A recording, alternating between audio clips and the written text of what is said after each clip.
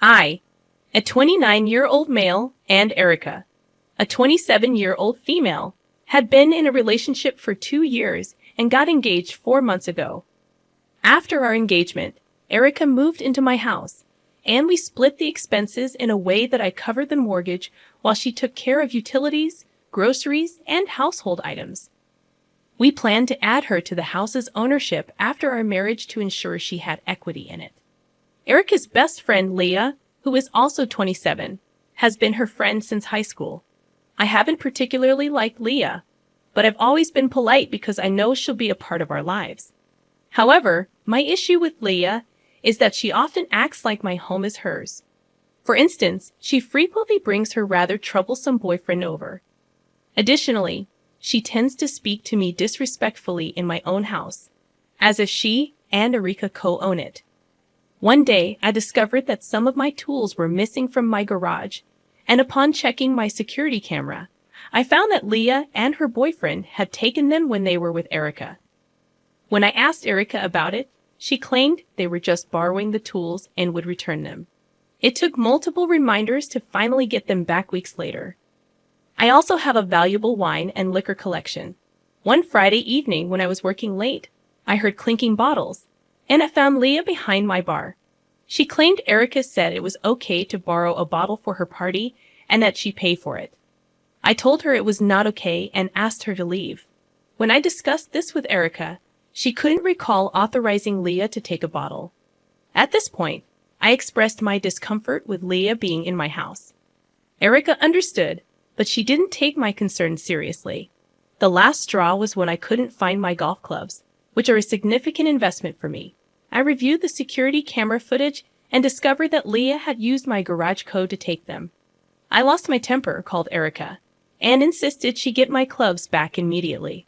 Erica explained that Leah had asked for the garage code to retrieve some clothes from her closet, and Leah had taken my clubs along with her things. Leah claimed her boyfriend needed them for work. I eventually got my clubs back after almost 4 days, and they were dirty. I sat Erica down and told her that if I ever saw Leah in my house again, I'd call the police without discussion. Erica got upset, stating that Leah was her best friend, and it wasn't fair to ban her from our home. I pointed out that this was a recurring issue, and since Erica's possessions weren't affected, she didn't seem to care. I suggested Erica could visit Leah at her apartment, but she said she couldn't because Leah didn't like her apartment, and her boyfriend was always there, making Erica uncomfortable. Now I'm receiving the silent treatment and being called unreasonable, but I don't believe I'm in the wrong. Before diving into the update, I want to express gratitude for the insightful comments received earlier. Many of you advised against putting my fiancé on the deed to my home and even questioned the viability of our marriage. It became clear that the issue wasn't just about Leah. It was a deeper problem with my fiancée, Erica. I confronted Erica about the situation when I found Leah's car parked in our driveway. I insisted that Leah leave, and despite her protests, I made it clear that I would involve the police if necessary.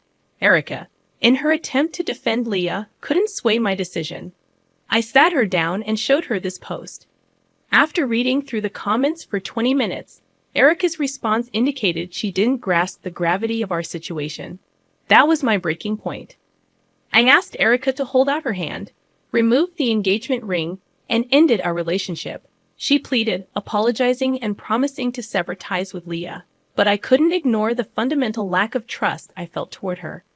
Erica retreated to our room while I began packing her belongings in the kitchen. I reached out to her parents, informing them of the situation. To my surprise, they shared that Leah had long been banned from their home since high school due to similar issues. They expressed their anger and disappointment and agreed to come this weekend to collect Erica and her belongings. The weight lifted off my shoulders is immense, and I can't help but feel a sense of relief and resolution. Realizing the depth of my situation became possible because of this post. I sincerely thank each and every one of you. With newfound freedom, I'm eager to indulge in my hobbies, like playing golf with my reclaimed clubs. The prospect of embracing single life is both exciting and liberating. Your support has meant the world to me, and I can't express my gratitude enough. As for my next story, I'm seeking your perspective on a situation with my girlfriend. Early in our relationship, she decided to test my consideration by canceling a date, one where we were planning to take our relationship to the next level. It was a significant drive for me, and she waited until I was halfway there before letting me know. Despite her claims of feeling unwell, her timing seemed to deliberate, testing my reaction. I'd offered my understanding and even suggested visiting her to help, but she declined. She later explained that this test was pivotal for our relationship, emphasizing my consideration. However, I can't shake my frustration. I feel she lacked consideration for my time and effort, seemingly inconveniencing me intentionally. When I confronted her about this, she half-heartedly apologized, downplayed the situation, and dismissed my feelings. We ended up arguing, leaving me feeling like an insensitive jerk for getting upset over what seems like a small issue. The fact that she lacks remorse and even makes me feel guilty for being rightfully upset is troubling. It feels like a manipulative and gaslighting tactic, raising several red flags about her behavior. Your insights are invaluable, and I'm struggling to navigate this situation.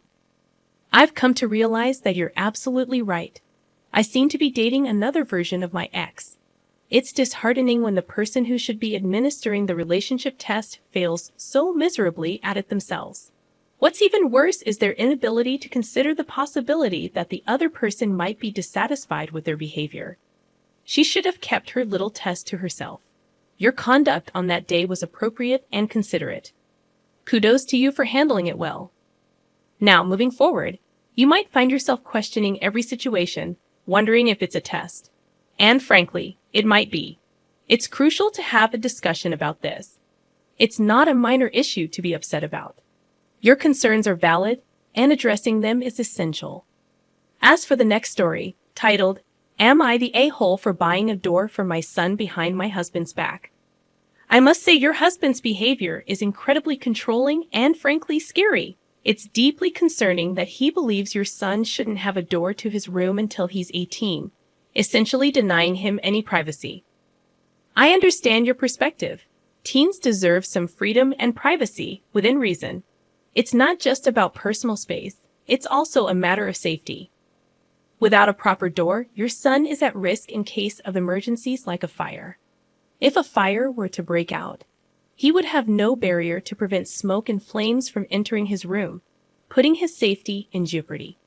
Your decision to provide him with a door is not only about granting him privacy, but also ensuring his safety. While your husband may see it as a challenge to his authority, your son's well-being should take precedence. It's unfortunate that your husband reacted this way, but your intentions were rooted in your son's safety and comfort. Navigating this situation may require a difficult conversation, but your concern for your son's safety and privacy is completely valid. Your husband's behavior is indeed troubling, and it puts both you and your son at risk. It's disheartening to see the kind of man he has turned out to be. I urge you to prioritize finding a safe and secure living arrangement for you and your son. I have genuine concerns that his mistreatment may escalate if you continue to stand up for your rights, especially with your recent act of giving your son a door. I genuinely worry that staying in a home with a potentially violent person is not a safe option. Nobody should have to endure such a situation. It's evident that your husband made the unilateral decision to deny your son a door without considering your input. By now, you've shown him what it feels like to have one, and he clearly dislikes it. The question I have is why you've stayed in this situation for so long, enduring a man who treats your son in this manner. The notion that a man automatically holds authority and dominion over his household as the ultimate ruler is unjust and outdated. While you're not the a-hole for getting your son a door, it's essential to recognize that this may be an ongoing battle throughout his teenage years. If the situation doesn't change, it's unlikely he'll return once he turns 18. There are larger issues at play here than just the door, and maltreatment of your son is a severe concern. It's clear that your husband's difficult upbringing doesn't excuse his mistreatment of your son. It's worth noting that you had your son when you were 21, and your husband was 32. making it all the more important to ensure a safe and supportive environment for your child's well-being. The age gap between you and your husband, combined with his consistent attempts to suppress your voice and punish both you and your son for questioning his authority, is deeply concerning. The fact that you feel compelled to resort to secretive actions to advocate for your child's well-being raises alarming red flags. I fear that your husband might harbor an unhealthy, authoritarian mindset about the role of the head of the household. Regardless of his upbringing or religious beliefs, there is no justification for his controlling behavior. It's crucial for you to consider whether the current status quo aligns with what you genuinely want for yourself and your child. Music. In the last story, the question arises: am I the a-hole for canceling a vacation with my fiancé and taking my daughter on a vacation instead? My daughter, Maya, who is 16, struggles with severe anxiety. Despite being in therapy and medication, there are certain areas, particularly school-related matters, where we need to tread lightly due to her condition. My policy has always been that as long as she tries her best and passes, I am content.